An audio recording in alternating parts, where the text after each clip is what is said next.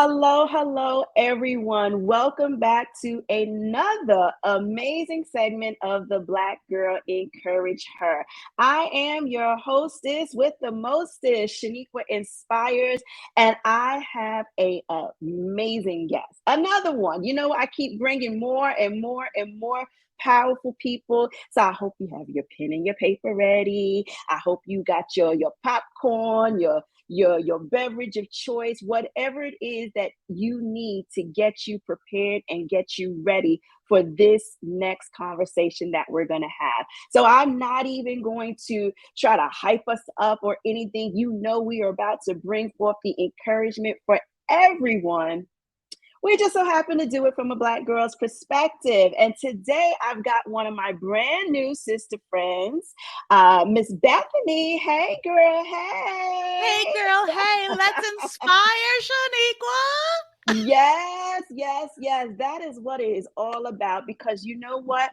Even us super bad, powerful sisters, we need the inspiration. We need the encouragement. And this is why this platform is so important to me because I need it. Right. We always create the things that we need, and I needed the encouragement. So, what better way to create a platform to have beautiful guests come in and they get to pour into me? Into us. They pour into us, but it starts with me and me getting what it is that I need. And I'm so happy and willing to share with the world. So I introduce you all to my new sister friend, Miss Bethany. Bethany, please tell the people a little about yourself. Absolutely. Thank you. I'm so honored to be here. My name is Bethany Hawkins. I am the CEO and founder of Crackers in Soup, and I am from Massachusetts, so that is crackers, not crackers. That Nice. strong Mass accent. I try to All dull it down right. a little bit. And we do podcast production. We're actually an award-winning and award-nominated podcast production company, and we do podcast coaching for service providers of podcast hosts. Nice. I love it. I love it that you have this resource available. Tell us, how and why did you even get started in this podcasting industry in the first place?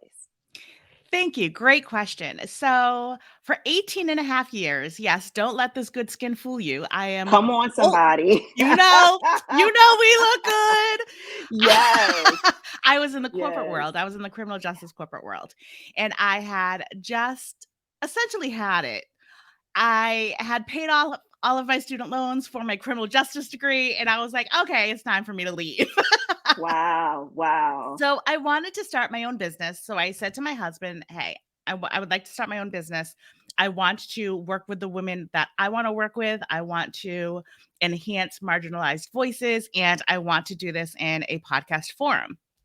And he said, okay, babe, I support you. I love you. And also, we are a two-income family, so you need to get some clients.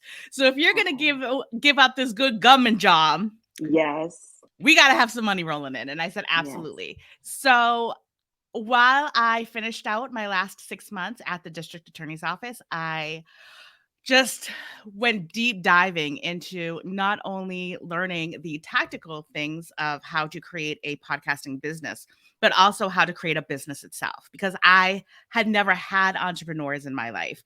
I never Mhm, had people who just decided when they woke up one morning, hey, I'm going to create my own freelancing business. That just wasn't, mhm. I grew up with Black parents who were like, you better get that good job and you better stay Yes, there and go you to better school, get a retire. You job. better get that pension. It doesn't matter Yes, what your mental health is.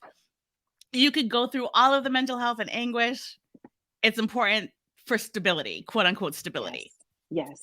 So when I decided to do this endeavor, I really didn't have anybody that I personally that I knew that I Right. could lean on. So I very much leaned on social media communities.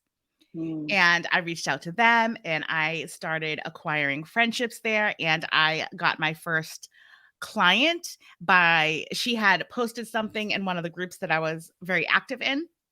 And she had said, hey, my new episode is out and I loved it. And I binged the remaining episodes, but I noticed that she didn't have any show notes. So I slid in her DM and I said, "You do not know me from a hole in the wall. I'm trying to get into the podcasting industry. I would be honored to do your show notes for free if you provide me with free feedback." And she was like, "For free? Okay, bet. Let's do this." Now. And that's how it all went from there. I love it. I love it. Now, Bethany, my audience, I know that they are watching and they're like, wow, that is so lovely. That is so lovely that this beautiful skinned young lady was able to live out her dream. Did you face any adversity? Was there anything was this an easy process for you? Because the way you tell the story, it seems rather fairy tale like, it seems rather easy. Did you face any obstacles during this time? Ma'am. So one of the obstacles that I absolutely had to that I'm still challenged with. And it's funny, my right-hand person in my business, she's my employee, but she's also a very dear friend of mine. And I were just talking right before I got on this interview about imposter syndrome. Ooh. I had not experienced any type of college teachings or some sort of technical degrees. Yeah. And I'm going into podcasting. Like, who am I to be working on audio when I don't have this quote unquote formal education in audio? And now I'm charging to do this. Who am I to think that I can do these things? And as I got accolades and was asked to speak on summits and people listened to our product and they were like, are you taking on clients? And as I was receiving all of this honor and praise, as soon as someone had a negative response, I immediately went into, well, we're not good enough. We're just trash and we are just out here faking the funk. And as I listen to other people's podcasts and hear how other people are doing things, and I'm like, I know exactly what we're doing and how we're doing it. And we are very intentional of customizing to our clientele so that we can make it the best podcast for them, not for somebody else, but for them. So going through imposter syndrome was a struggle. Learning who I want my clients to be and what traits I am looking for in clients, learning how to vet them was a struggle and a hiccup. I started my business in 2019 and 2020 happened and it was a pandemic and it was George Floyd. And at that point, it was really odd because I had people reaching out to me because hiring Black people was kind of like the thing that was in at that time. And I had a client that I very much tokenized us. And I had to have a come to Jesus moment with them. And I had to release them from the contract because there was no way that I was going to continue to endure that type of behavior, as well as subject my team members to that. Sure. I had to learn how to adequately budget to make sure that there was enough funds to not only make sure that my mortgage was paid, but I have team. Yeah. I have to make sure that they're getting paid adequately. And I understand that some people choose to outsource out of seas and then pay them a very much reduced rate. I am not one of those people. One of my employees, she lives in the States, and then another employee, she lives in Colombia. I give my Colombian contractor a very good rate because if she decides to move to America, I want her to be acclimated to that payment. So it wasn't something that I was willing to hire somebody in another country and just say, okay, I'm going to give you $1 an hour. I just couldn't do that. So learning how to juggle all of those type of things, learning how to rate my prices and why I was rating them the way that I was. So all of these business ideas Instead of just learning, okay, this is how you edit and this is how you write, no, and this is what search engine optimization is. Those are Yeah. things that I think can be learned. The things that can't be learned is perseverance. Mm. You have to Mm-hmm. challenge yourself and being able to accept feedback and Yeah. hear what that feedback is and then learn from that feedback. All of those type of things, it's just Yeah. something that you can YouTube and figure out how to do it. Sure. You really have to look internally because when you are an entrepreneur, you are on a spotlight, especially Yes. when you start getting notoriety. Like people start calling me a thought leader, and all of a sudden, all these people started reaching out to me, and I'm like, oh my god, I don't know, like I don't know what to do with my hands. Like why is everybody looking at me? Yeah. And Yeah. having to go through like those hurdles. So even success can be a hurdle in a Yeah. challenge that you just have to sit with for a little bit if you're not accustomed to that kind of attention. And I wasn't, and I'm still not. I'm still like, because I'm goofy. But you know what? It's that trait, it's that personality trait that will attract the right people. The wrong people, it will deflect, so it's good, and the right people will be attracted to it. So I loved this conversation because it's key. And some people are saying, "Well, Sheniqua, I don't want to start a podcast."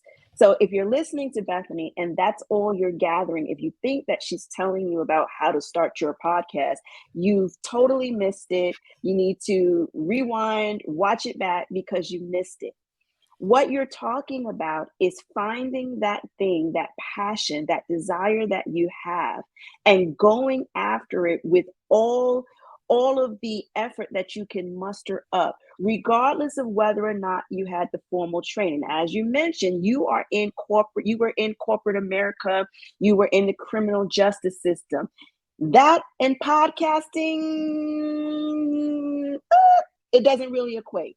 Kind of likened to me being a registered nurse and an author and a speaker and a trainer. It's like, girl, like where you learn to do all of that from the years of schooling and training that you have. But the key thing that I want people to make certain that they take away, yes, God will give us a career, right? Some of us, he will bless us with a career path, but then he'll also bless us with something else. Sometimes the two worlds collide, sometimes it's totally different.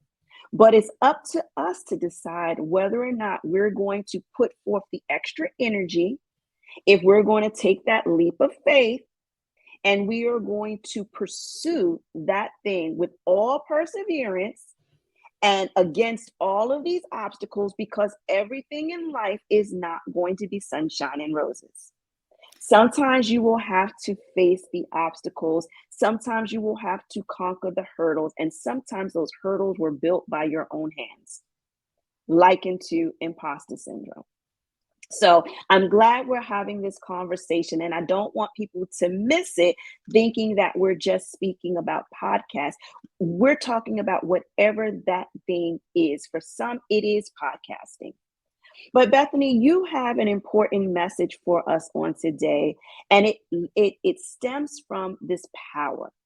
There is power in our voice. What kind of encouragement can you give us about our voices, about our stories? I think it's very important that people honor wherever they're coming from. If it feels like that they are making a complete 180 transition in their life somehow, some way, what they experienced beforehand, those transferable skills will carry Mhm. over with you to your next experience, whatever that experience may be. So, when you tap into not only what your journey is currently, but what your journey was prior to where Yes. you are now, that is a part of your story. Mm. That is a part of your makeup because you couldn't be where you are today if you didn't have those experiences of yesteryear. Mhm. And Absolutely. sometimes when those experiences were so traumatic that you just want to forget them Mm.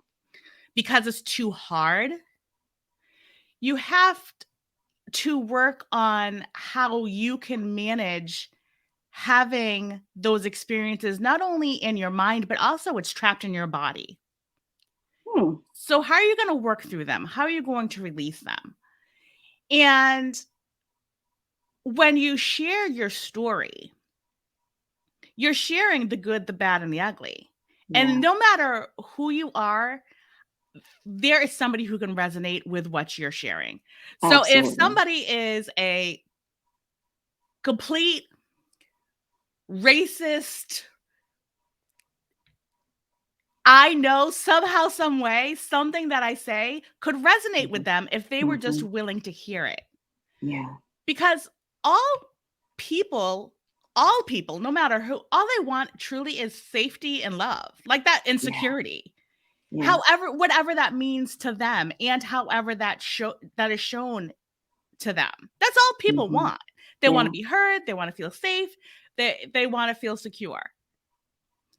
And when you realize that people's that your voice has the ability to change Mhm. somebody's not only perspective but change their life, Yeah. it is mind-boggling. And it doesn't Yeah. matter what kind, how you share your story, if it's in poetry, if it's in music, if it's Mhm. in podcasting. You can literally change somebody's life just by them listening to you for 2.2 seconds. I would have Absolutely. my podcast is in hiatus right now, but I would have people reach out to me and say, I had a terrible day at work. Listening to your podcast, I laughed all the way home. And when Wow. I walked into that house, I was a completely different person for my family. Nice. That's what the power of a voice can do. So Mhm. what happens is it's a trickle effect. There's a trajectory that happens. So that person then walks into their house in a little happier mood. So then they're Yeah. happier to their significant other and or their children and or their pets. If even if they have a goldfish, if they live by themselves with a goldfish, they're like, "Hey, Yeah. Goldie, hey!" When they Yeah. come in, maybe grumpy when they were feeding their goldfish. It's true. It's true. Then that significant other or their children, they're going out into the world and they're like, you know what? I had a really great night with my significant other, and they're Mhm. happier the next day. And then they're nicer to their coworker. It Yeah. truly is a domino effect Absolutely. of one person changing the emotions and the feelings Mhm. of somebody else. And the reverse can happen as well. If you pop off on somebody who you wanted their parking spot and they Yeah. came in and then you start yelling at them and then other people see, like, it's you can feel it. It's a visceral Yeah. feeling. And then you're just cranky for the rest of the day, Mhm. making everybody Mhm. cranky around you because misery loves company. Yep. So it's how are you going to choose your impact? Is Yeah. how you're going to choose how to tell your story. I love that. How are you going to choose your impact? So we have the power to deliver our impact. Now, I know there's a lot of people out there that say, "Well, I'm shy. I'm shy." Okay. That to me is an excuse to not so you're choosing to gauge your impact at a softer, at a lighter rate because you are saying that you are shy. Or for those who say, "Oh, nobody wants to hear what I have to say." Where did that come from? Right? That must have come from your childhood when someone was shushing you all the time. But again, you have the right now as an adult, you have a right to choose your impact. And it is that impact that goes forward throughout the world, right? It's that impact. So I love that you found your voice. But has it always been that way for you, Bethany? Have you always known the power in your voice? Oh no. It's funny Yeah. that you say that you use the shy example because I did not speak before I was 4.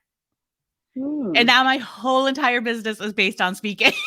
Imagine that. Yeah. Imagine that. Wow. And it's not that it was at a point because I was born in the 70s. So when I was 4, it was early 80s. And at the time, they didn't really use the term autism a lot. However, my Mm, pediatrician at the time had said to my mother, she may potentially be autistic. And it was, like I said, it was a very wow. early term. So Mhm. my parents weren't quite sure what that meant. But Mhm. my pediatrician at the time was very much a let's just see what happens type of doctor. It wasn't put her on medication or no. He was like, let's just see, and we'll see how she develops and how things, transition. Yeah. So then I just, it wasn't that I was autistic or even on a spectrum. It just, I didn't have anything to say. And I Wow. am a very anxious person.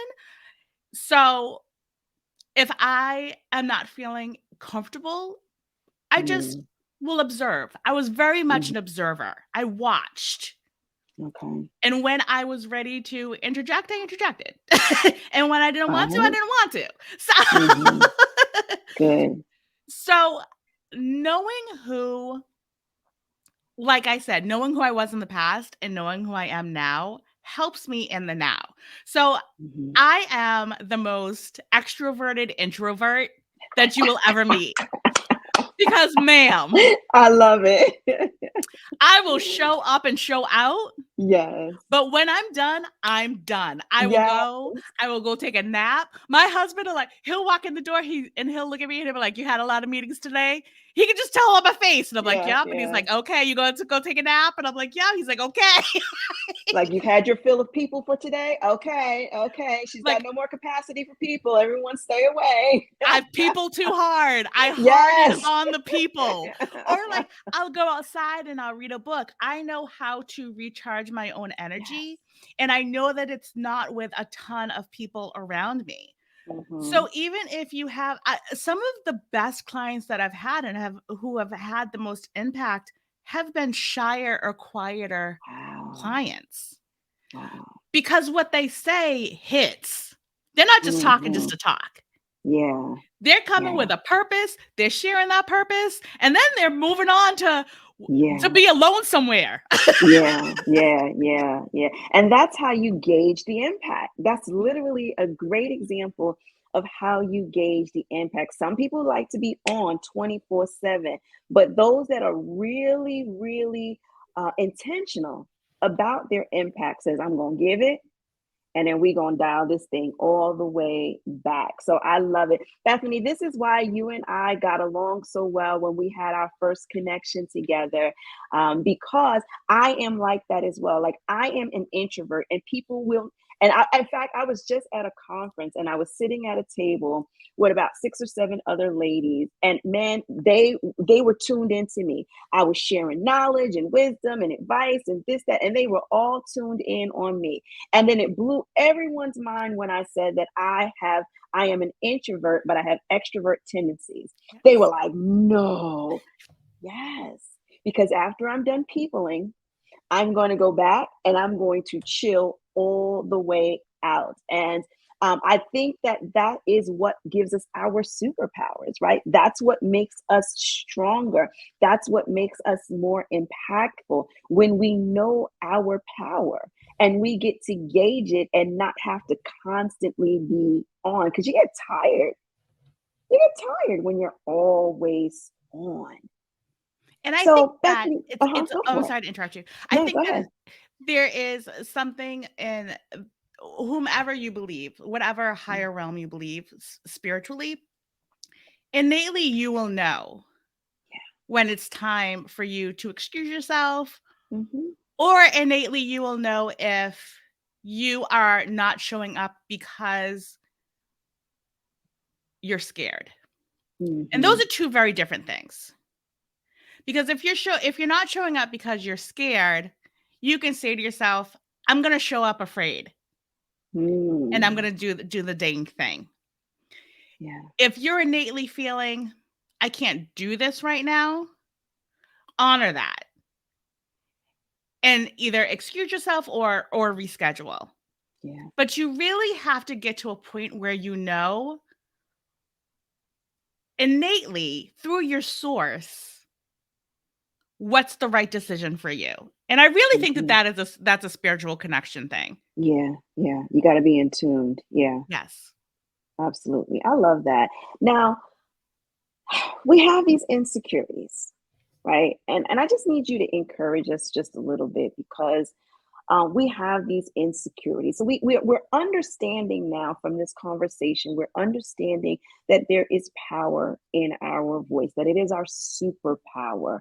But how does one get past the insecurities? So I know you started telling us a little bit of how we can do that, but speak to that person who is feeling like they know they have something of value to say, but they're either not sure how to get started, they're just not secure in it at all. What would you say to them? I would say tap into when you were younger. What Mm, brought you joy? Was it coloring? Was it drawing? Was it writing stories? There is something that you did when you were younger that was creative. mm, Go back to that place and see if that's something that you enjoy. Let that be your starting ground. okay. And then that's how you can start telling your story. You don't have to be verbally telling your story to share your story. Yeah. You can be doing it through so many different expressions, through painting, through coloring, through Hmm. acting, Hmm. through music. There's something Hmm. creatively that's special to you that you did when dollars to donuts that you did when you were younger. And it was Yeah. either because you did it that because you enjoyed it or you did it to escape something, but Hmm. somehow some way that creativity brought you solace. So when I got older, it's so funny. I used to love Ricky Lake because I loved the drama and the trash. Yes, And yes. I would practice interviewing people like Hmm. in a mirror just because I Okay. just loved trash talk. It was before the real TV Yeah. era. So, Yeah. Yeah. Yeah. and all of the hoopla was just so wild to me. And I think back about it now, and so many things in my life that I just disregarded have brought me to where I am Hmm. today. Yeah. So when Yeah. you go back and when you think about the things that you just used to do, if there was some chords that you would hear and you'd automatically just start writing a song, that's how you're supposed to impact. Hmm. If you just wrote just slam poetry, that's how you're supposed to do your impact. And once you get used to sharing it that way, you can absolutely go into other different genres and sharing your voice. Again, Hmm. it doesn't have to be one way. It could be so many different ways that you're sharing. And even people who are trying to learn like ASL or other Hmm. languages, that's also sharing their story and sharing like their journey to connect with other people in other Yeah. cultures and other languages. That's part of their story. So Hmm. don't just look at it as somebody interviewing one on one as you sharing your story and sharing your voice. Look at it as what you do creatively Yes. and I expand on love that. that. I love that. And you know what? I'm having these aha moments, like you're giving me these epiphanies. And I literally did what you said. You said to look back, and I did that. And when I was younger, I used to love coloring. Coloring brought me so much joy. It was my creative outlet. And what I would love to do is if the picture, normally you would put a blue, stream. No, no, no. I want the stream to be yellow. I want it to be like, so it gave you this sense of power that I got to control how I wanted to paint this narrative, how I wanted this story to be told. So coloring was my thing. And I even remember back even younger than that, one night, my mother was telling me a bedtime story. And instead of getting a book to read the story, my mother just did this ad lib. Like my mom could be like a freestyle rapper for this matter, right? And I don't even know if she remembers this, but she came up with this story. Like she just pulled this thing off the top of her head and it stuck with me. It was embedded with me. And that storytelling nature was then transferred into me on that night at a very, very young age. And I love that storytelling. That is why I write the way I write, so that people, when they're reading it, I may not be audibly saying it to them, but when they are reading it, like they pick up like this, there's this transference of this power from the written word. So I love how you are encouraging us to say it doesn't always have to be verbal. You can inspire people from your artwork, right? Many of people go to art galleries and museums and they're just looking, it's quiet, and they're just oohing and ahhing at these colors and these shapes. That inspires people. When people go to the opera, right, they start tearing up because they're so moved by what it is that they are hearing.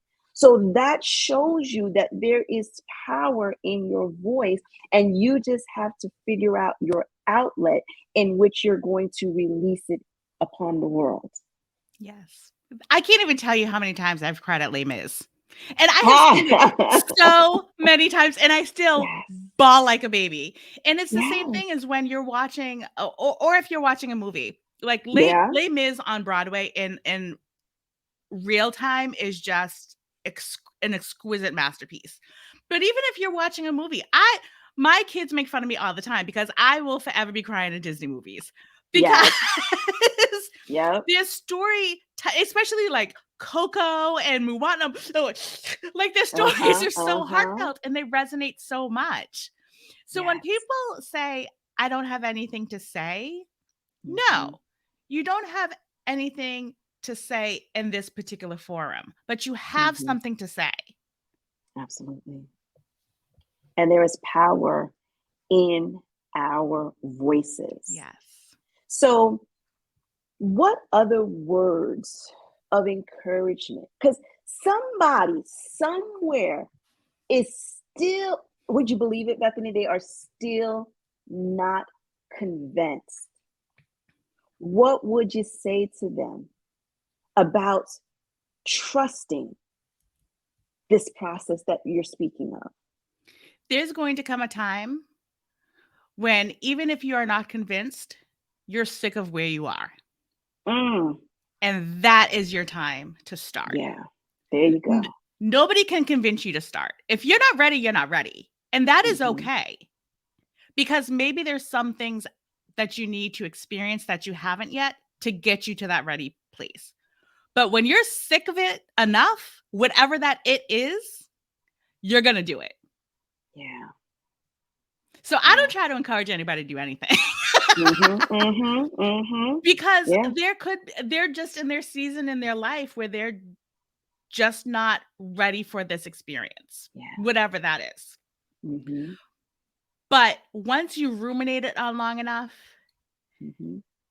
and it's either like bleep or get off the pot. Yeah. And they're gonna make that decision. And it's really sad when people don't make that decision and they're at the end of their life and they're looking back and they're in the shoulda, coulda, woulda. Yeah. Because even if you do it and you fail, you did it, which is so much more than the majority are going to do. And the fact that you did it, you don't know if, like I said, even if it tanks, it bombs, it's like, somebody may be watching you and saying, but they did it. Yeah. And you are giving them, maybe your purpose was to give them the strength to try. And they go out and they change the world. Yeah. So you never know, not only why you were chosen to do it, but who's watching you and what impact you're making on them. So if you think about all of the, Black Wall Street or Madam C.J. Walker, she was just, living her life. She never would have probably realized the impact decades later that she would have on people. She just lived her life. Even Emmett Till, the impact that he had on people and the change that his young life had on people. So you never know when you're in the thick of it that that's Yeah, what you're doing, but you were meant to go on the course if it was destined for you. And I you can't love it. convince people of that. Like they either gonna It's feel it or true. they're not. It's true. It is so true. And we do exert a lot of effort and energy trying to convince someone. But like you said, it's a domino effect. Like they have to know in their hearts and in their mind that they're tired of where they're at. And then they are willing to make the change. And they never know that change may be, that effect or that moment in time that someone else is waiting for. And you hit on something really key. Another thing, girl, you doing therapy on me. I done went back to when I used to say as a young girl, I never wanted to have regrets. I guess I used to watch a lot of movies, and that was like the theme of the movie, that the old person is laying in the bed saying, "Oh, I wish I would have loved this person more. I wish I would have taken this chance, this opportunity." And somewhere in my young mind, it connected to say, I never want to live a life with regrets. I'd rather try something and okay, it didn't work out, but at least I tried it. So I can check it off of my to do list to say, I did that. I might not have been a success at it, but I still did that. And sometimes doing that is all that it was required of you, right? That's all God wants, is that you took that leap of faith and you did that. We think that everything that, we pray that everything our hands touch turns into gold. But sometimes it is just the mere fact that we reached our hands out, that we made the attempt, and that attempt could shift someone else's life and create the change that we wanted to see. So I think we got to kind of get out of that selfish stage, because I'm going to say it. I'm going to say it. Y'all selfish. If you're holding on to that impact, right, and you're dialing it down because all the naysayers, because the naysayers are loud. That's their job. It's their job to be loud. It's the celebrators or the supporters that are real timid, real quiet. But the naysayers are amplified in our ears. So if you allow them to distract you, then you're not going to allow that impact to be had. So we have to really learn how to gauge when we should be giving our all and when we need to be scaling it back. But there is definitely power in our voice. And I'm glad, Bethany, that you discovered that, because you are such an impactful person. We connected on, I believe it was on LinkedIn, we connected, and we immediately got on a Zoom call. And from that Zoom call, 30 minutes, it was like, hey, I found a new friend. Like, yes, this is where it's at. But if we had never tried, and I'm from New York, you said you're from you're Massachusetts. I'm from New York. So we've got that antisocial behavior. Like that's stamped on our head. It's like, shh, don't talk to me. Don't look at me. You looking at me? You looking at me? Like we have that mentality, but it doesn't say that we have to be that way, right? Just because that's what the city is known for. So it was kind of odd, like, oh, she wants to get on a Zoom call and she just wants to chat. Like didn't want nothing from you. Like just wanted to get to know you. Like Oh, oh, that's odd. It's a weirdly odd concept, but it works, right? It works. That you actually can get to know someone. You get to hear someone's story. You get to hear their voice. And then that's how you find your connection. I think a lot of times people like to be these lone soldiers and they did it all by themselves. Oh, that's because you wouldn't take the leap of faith and you would not open your voice up to share your story, to say some words to someone, because you never know whose life you would be impacting or whose life can impact yours. So I thank you for using the power in your voice to connect with other people, whether they're podcasters or not, to help to say, hey, your voice matters. yes. Your Thank voice you. matters. Yes. Now, before I let you go, I need to ask you, because I know inquiring minds want to know, what's up with this title, crackers and soup? Where'd you come? Where did that come from? Is that a So Massachusetts thing that y'all just over there eating crackers and soup? So you came up with a business title for it? we are very much into the chowder here. However, a comma. Okay. How Crackers and Soup, the name was born and created, was I as I stated earlier, didn't know anything in regards to podcasting. So I didn't really know the vernacular at the time. Now I'm like swimming, like drowning in podcasting verbiage. But at the time I didn't know. I just knew that I wanted to start a business and I wanted to be in podcasting, and I had no idea what that was going to look like. So I was struggling with coming up a name because I was like, do I say like podcast? What do I say? And I didn't want to name it after myself because I'm like, oh, people are going to be like, who the heck is Bethany Hawkins? Yeah. Like, who is that? BethanyHawkins.com. That means nothing to me.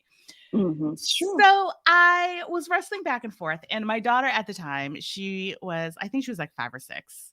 And she was just going through a soup phase. She's like, Mama, I want soup. I want soup. I want soup. I want soup. And I was like, all right, fine. So I was constantly making her soup. But she would always, of course, want crackers with it. So there came a time when we ran out of crackers. And I said to her, I was like, I can make you soup, but we don't have any crackers. And she was like, but Mama, crackers makes it better. So I was like, aha, bing! Wow. So Wow. in essence, in my company, your podcast is the soup. It's already good. Yeah. We're just the crackers that come in and make it better. I love that. I love that. So creative. Thank you. Thank you. What a great way to use your voice, right? With coming up with that creativity. And creativity is feminine energy, right? And that was something that I didn't realize. Like there was a time in my life, being a single woman, I felt like I was heavy on the dominance, like that male energy, because I'm taking care of my family, my household, I'm working, I'm doing all of this.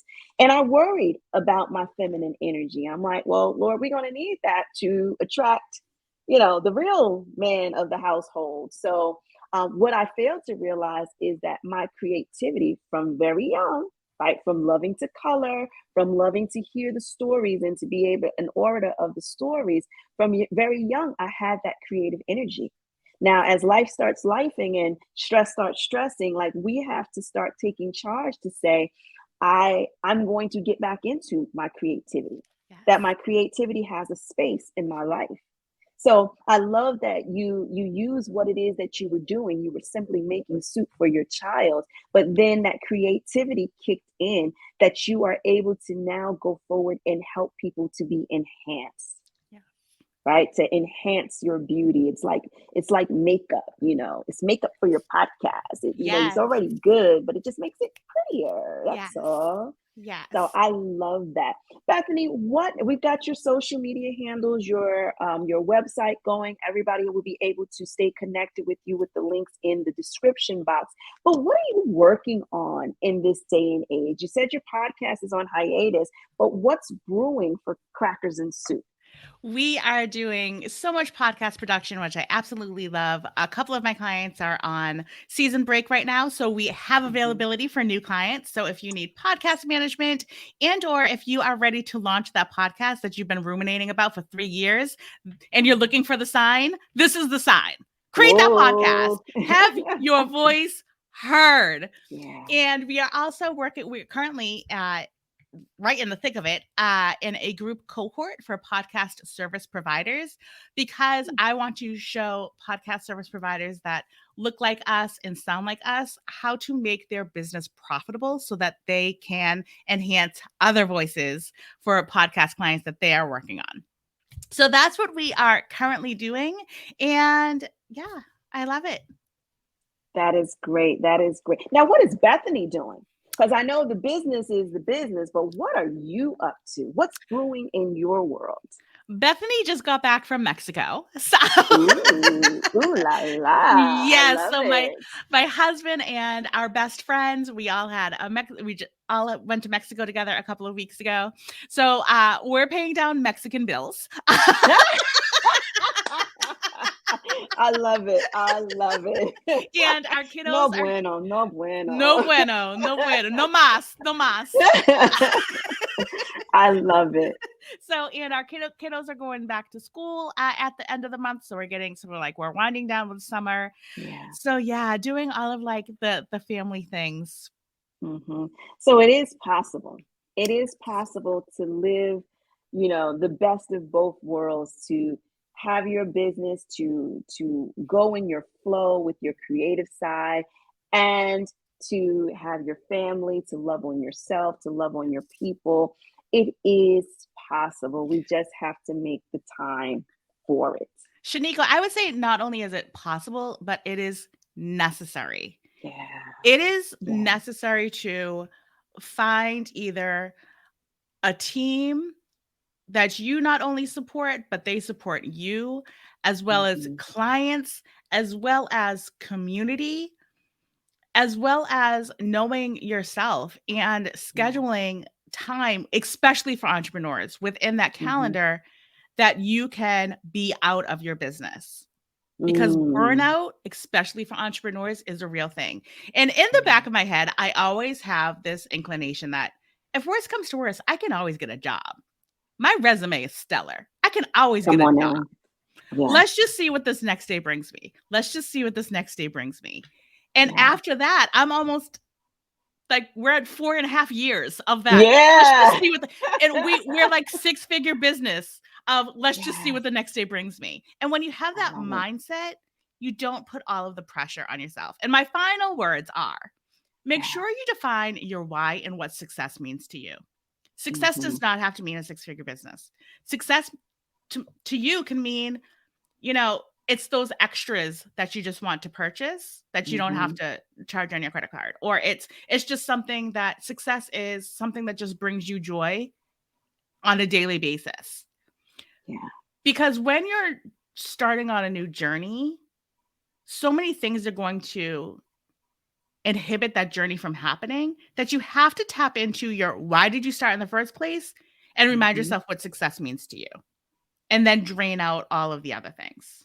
Oh, that's good. That's good. I hope y'all wrote that down because that is good. Good advice that we really need to be reminded of. It's not that we don't know it. We just sometimes let the weight of the world make us forget. So thank you, Bethany, for that reminder. All right, Bethany, it was a pleasure speaking to you. Hang out for just a second. Hey, everybody, wasn't that good? I hope that you are feeling super encouraged. Please make certain you stay connected with Bethany on one of the many social media platforms. We're going to have everything in the description box for you, whether you're on LinkedIn, Instagram, TikTok, Twitter, wherever it is.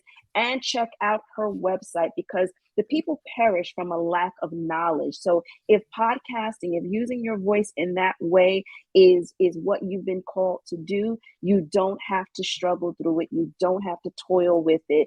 There is help available to you. So crackers, now that you know crackers and soup, you'll never ever forget it. So I thank you all for tuning into this week's segment of the Black Girl Encourage Her. I am again your hostess, Sheniqua Inspires, and it is my pleasure to bring you this encouragement that everybody can use. We just so happen to do it from a Black girl's perspective. Until next time, you all, we'll see you again next week. Take care.